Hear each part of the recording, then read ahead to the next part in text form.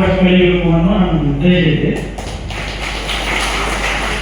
ಅದು ಯಾವ ರೀತಿ ಒಳಗೆ ನಾನು ರೈತರಿಗೆ ಸಹಾಯ ಮಾಡಬೇಕು ಅನ್ನೋದನ್ನ ತಕ್ಕ ಮಟ್ಟಿಗೆ ತಿಳ್ಕೊಂಡೇ ಇನ್ನೂ ಹೆಚ್ಚಿನ ಪ್ರಮಾಣದಾಗ ತಿಳ್ಕೊಂಡು ನಾನು ಇನ್ನು 4 ವರ್ಷದವರೆಗೆ ರೈತರಿಗೆ ಏನು ಬೇಕು ಏನು ಬೇಡ ಅದನ್ನ ತಿಳ್ಕೊಂಡು ಆ ರೈತರ ಒಂದು ಏಳಿಗೆ ನಾನು ಶ್ರಮ ವಹಿಸ್ತೀನಿ ಅಂತ ಹೇಳಿ ಸಮಯ ಭಾಳ ಆಗೈತಿ. ನಮ್ಮೆಲ್ಲರ ಒಂದು ಈ ಆಗಮನ ನನಗೆ ಬಹಳ ಖುಷಿ ಬಂದಿದೆ. ಅದಕ್ಕೆ ಎಲ್ಲರೂ ನನ್ನ ಆತಿಥ್ಯವನ್ನು ಸ್ವೀಕಾರ ಮಾಡಿ ನನ್ನ